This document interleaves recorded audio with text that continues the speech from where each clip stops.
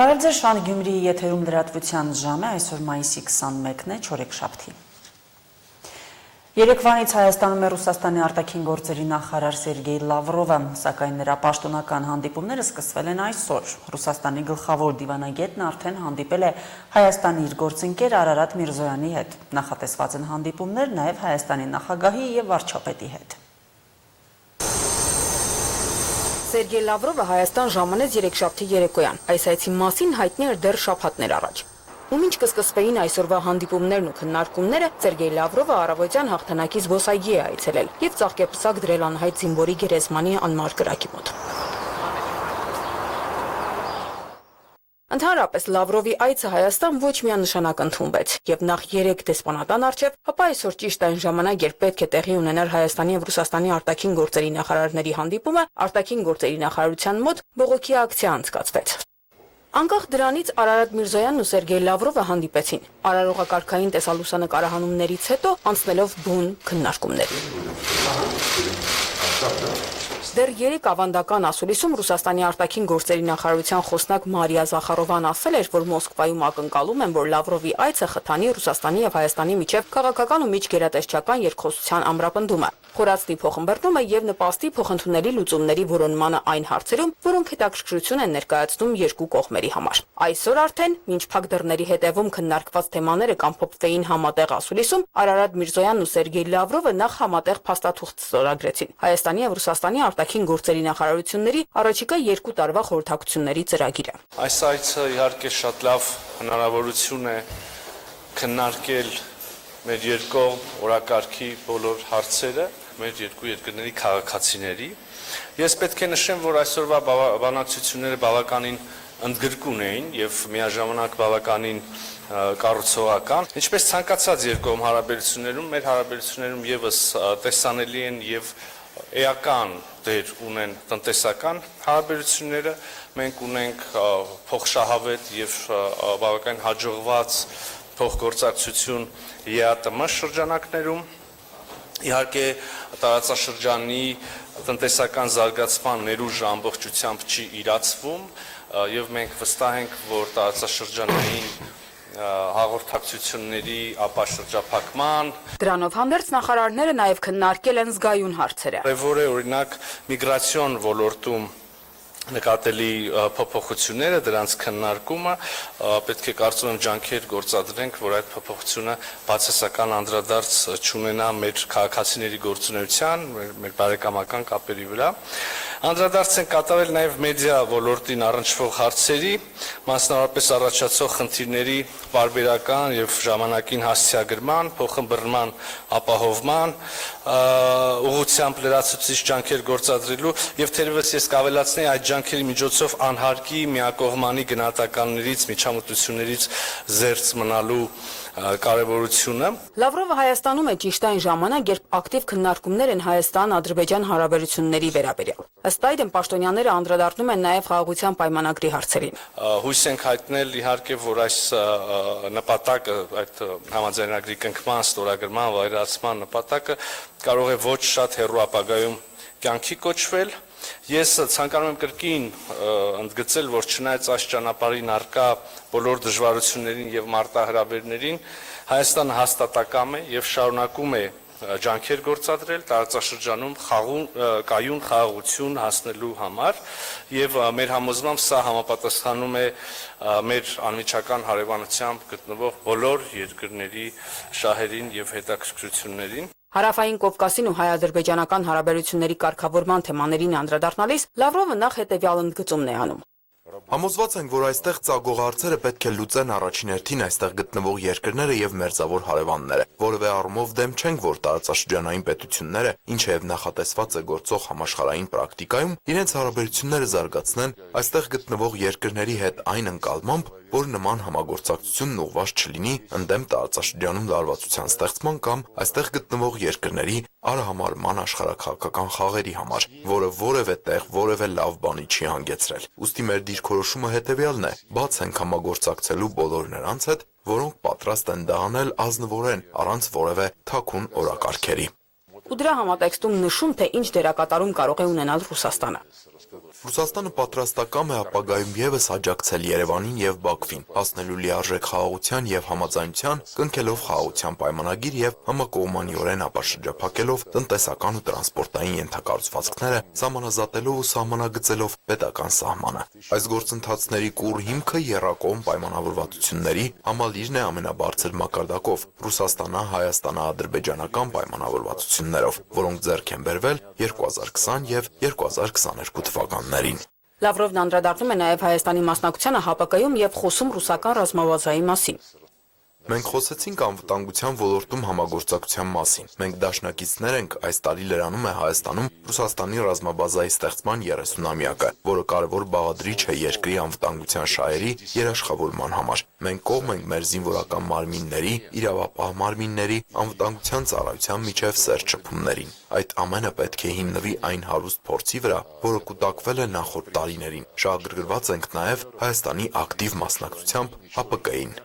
Մեկ այլ հատվածում էլ Լավրովն անդրադառնում է 3 գումարած 3 ձևաչափին, Թեհրանի եւ Ստամբուլի հանդիպումների օրինակները նկատի առնելով ձևաչափին։ Այն բոլոր նախադրյալներն ունի դառնալու կարևոր բաղադրիչ, կարևոր հիմք ամրապնդելու երկարաժամկետ խաղաղությունը եւ անվտանգությունը տարածաշրջանում։ Մենք խոսեցինք այն մասին, թե որտեղ կարող է երրորդ հանդիպումը անցկացվել 3 գումարած 3 ձևաչափով։ Ես կարծում եմ, որ այդ միջոցառումը հյուրընկալել ցանկացողները Հայաստանի Հանրապետությունը եւ Ադրբեջանի Հանրապետությունը կարող են իրար հետ լիարժեք պայմանավորվել։ Մենք պատրաստ ենք դրան աջակցել, ապահովելու նիստերի շարունակականությունը։ Այսինքն մենք կողմ ենք, որ հաջորդ երկու միջոցառումները տեղի ունենան Հայաստանի եւ Ադրբեջանի մայրաքաղաքներում հաջորդաբար։ Արտաքին գործերի նախարարությունում հանդիպումից հետո նախատեսված են նաև Լավրովի հանդիպումներն ու քննարկումները Հայաստանի վարչապետի եւ նախագահի հետ։ Քրիստիան Լագուլյան, Հորիսոն։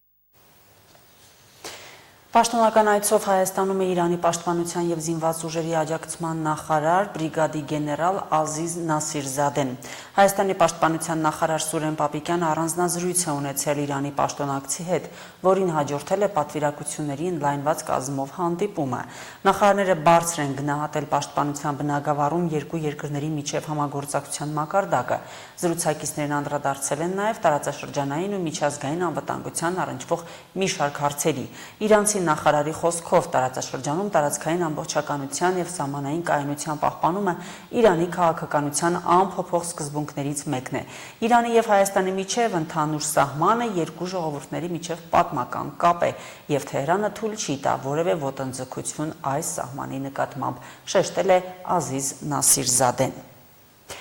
Բանակում չծառայելու դիմաց վճարելը կլուծի զորակոչից եւ արտագաղթից խուսափելու խնդիրը։ Շրջանառության դրված այս օրինագծի թեման քննարկվել է այսօր մամուլի ակումբներից մեկում։ Օրինագծով առաջարկվում է 6 ամսվա ծառայության համար վճարել 15 միլիոն, իսկ 1 ամսյա ծառայության համար 20 միլիոն դրամ։ Օրինագծի հեղինակ քաղաքացիական պայմանագիր խմբակցության падգամավոր Հայկ Սարգսյանի խոսքերով ծառայությունից խուսափելու համար հիմա շատ ընդունված տարբերակ է տղաների մինչև 16 տարեկանը Հայաստանի քաղաքացիությունից հրաժարվելը։ 2020-ից 2024 թվականների ընթացքում ավելի քան 8700 արարական սեռի քաղաքացիներ մինչև 18 տարեկան գնացել են այս ճանապարհով, շատերը հիմա են գնում այս ճանապարհով, որպեսզի լուծեն իրենց խնդիրը։ Եվ ես առաջարկում եմ, որպեսզի մենք բարձր տուրք դնենք քաղաքացիությունից հրաժարվելու համար, սա գալիս է կանխելու այս արատավոր երևույթը, որպեսզի մեր քաղաքացիները այսօր ընդհանրապես 25000 դրամ են վճարում դիմում տալու համար, որպեսզի փոխեն իրենց քաղաքացիությունը։ Ես առաջարկում դա դարձնել 15 միլիոն դրամ, որպեսզի թիվը քաղաքացիությունից հրաժարվողների կտրուկ նվազի։ Եվ եթե անգամ նրանք շարունակեն գնալ այդ ճանապարհով, այն բացը, որ ունենալու են իրենց չծառայելով, լրացնենք այդ գումարով ուրիշ անձանց ծառայության բերելով։ Այսօր բանակ է զորակոչվում, զորակոչի ենթականների 30-ից 40%-ը միայն։ Ես կարծում եմ, որ այս թիվը պետք է առնվազն 50%-ով շատացնենք եւ բանակ զորակոչվողների թիվը առնվազն 50%-ով պետք է լինի ամեն զորակոչին ավելի շատ։ Սոցիալական անարդարության կոմպոնենտը միանշանակ կա։ Եթե ներկայումս իհարկե նշվում է, որ հարուստ, մեծահարուստ խավի ներկայացուցիչները ունեն հնարավորություն, այսինքն օրինականացվում է իրենց կողմից տրվող վճարների հիմքով կոռուպցիա Այսինքն նախկինում կոռուպցիա համարվող կարգավիճակով օրինականացվում է զինվորական ծառայությունից ազատվելու այդ դրույթը, որը բնականաբար ընդունելի չէ։ Եվ մյուս կողմից, եթե հաշվարկենք գումարի չափով, 15 միլիոն եւ 20 միլիոն դրամ զինվորական ծառայություն չանցնելու կամ 1 ամսով անցնելու համար, մենք կարող ենք դիտարկել, որ գուցե այս պահին, եթե օրենքը նախագիծը արդեն ընդունվի, նորից դրանից կօգտվեն հարուստ քաղաքացիները, մյուսները ոչ, բայց տարիների ընթացքում, եթե բաժանենք այդ 18 տարիներին, 15 միլիոնը կստացվի, որ ամսական երևի 70,000 դրամ կուտակելով, այսպես ասած, անձին կարող են իրենց որդիներին ազատել զինվորական ծառայությունից։ Կարծում եմ դա մեծ չափի գումար չէ, նույնիսկ միջին խավի ապրողների համար, որովհետև տարիներով կուտակելով, այսինքն ունենալով նպատակ, որպեսզի չծառայեն, կարող են կուտակել այդ գումարը եւ չանցնել զինվորական ծառայության։ Նախագծով չի տրվում որևէ հնարավորություն չծառայելու, եւ դուք ասում եք նրանք կարող են վճարել եւ չծառայել, դա այդպես չէ։ Նրանք պետք է վճարեն եւ պետք է անցնեն ուղղակի կրճատված ժամկետով պարտադիր զինվորական ծառայություն հագեցված ռեժիմով, որպեսզի իրենց մասնագիտությունը ձեռք բերեն եւ ունենան իրենց անելիքը բանակում։ Եվ սա ինչ է տալու։ Օրինակ դուք երբ ասում եք սա կոռուպցիան օրինականացնելու ճանապարհ է, ես ձեր հետ համաձայն չեմ մի շարք պատճառներով, սա կոռուպցիան վերացնելու ճանապարհ է, որովհետեւ այսօր ունենք կոռուպցիա եւ հարուստների, մեծահարուստների երեխաները նրանց բարեկամների կամ նրանց աշխատողների, տնօրենների, նրանց խնամիների, ծանոթների երեխաները նույնպես չեն ծառայում։ Եվ մենք այսօր արձանագրում ենք, որ մեր բանակում չեն ծառայում այս խավի անձինք ու նշում ենք նաև ճանապարհները ոնց են խուսափում, ես լուծում եմ առաջարկում, մենք ոնց կարանք դրա դեմը կանգնեցնել եւ խափանել այդ մեխանիզմը, որը այսօր գործում է եւ սրանով հզորացնել մեր բանակը։ Ինչ վերաբերվում է այն անձանց, ովքեր ամեն դեպքում կնախընտրեն գնալ պարտադիր զինվորական ծառայության, նրանք կծառայեն ավելի լավ բանակում, նրանք կստանան ավելի բարձր աշխատավարձ, բանակը կհամալրվի այլ պայմանագրային զինծառայողներով եւ կդառնա ավելի մարտունակ եւ անխոցելի, եւ սրանով նաեւ բարձրանա ծառայության գրավչությունը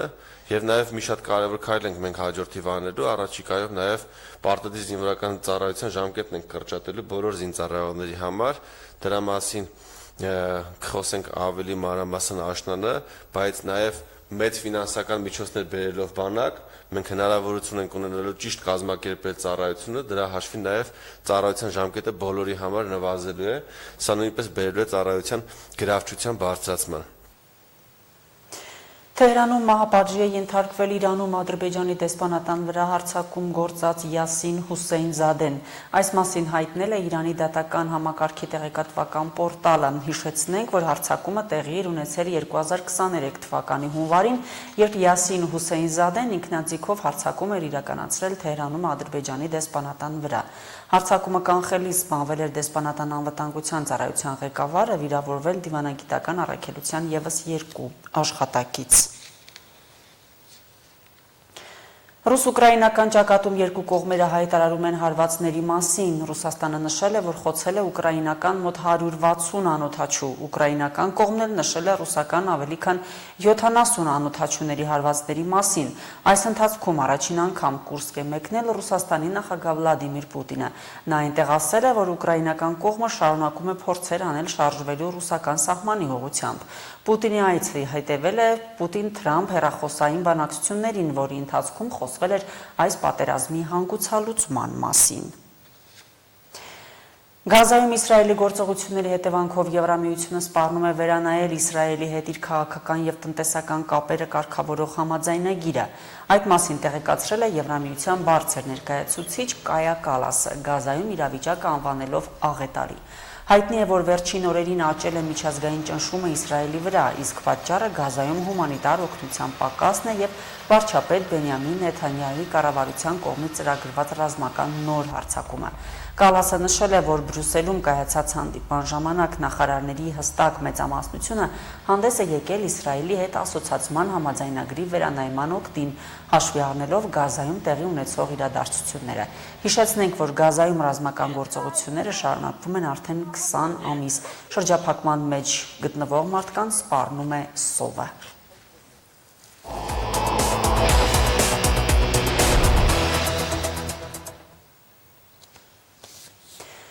Երեկ երեկոյան խոշոր ավտովթար է տեղի ունեցել Մայիսյան գյուղի սկզբնամասում, բախվել են Mercedes-Benz C, Kia եւ Mercedes-Benz E մակնիշի ավտոմեքենաները։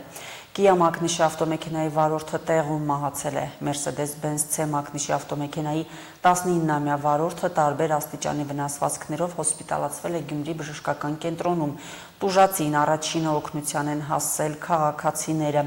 Դեպքի վայր հասած Գյումրիի շտապօգնության բժիշկների բրիգադը տուժածին տեղափոխել է Հիվանդանոց բժշկական կենտրոն, որտեղ ընդունման պահին տուժածի մոտ ախտորոշվել է ուղեղի ցնցում հիշողության խանգարումներով։ Ճակատային շրջանում եղել է սալ ջարդ վիճակը, բժիշկներն այս պահին գնահատում են միջին ծանրության, վթարի հանգամանքներն ուսումնասիրվում են։ Նշենք, որ այդ ճանապարհահատվածում ընթանում են հիմնանորոգումներ եւ առավել զգուշություն եւ թույլատրելի արագություն պահպանելը անհրաժեշտ է։ Տիգրան Մեծի 5 շենքի 3 մուտքերի հիմնանորոգումը նորից հետաձգվում է, թե ինչ ժամկետներով անհայտների շարքից է։ 6 տարի առաջ հաստատված ծրագիրը մեկնարկի չի հասնում։ 2023 թվականից մինչև հիմա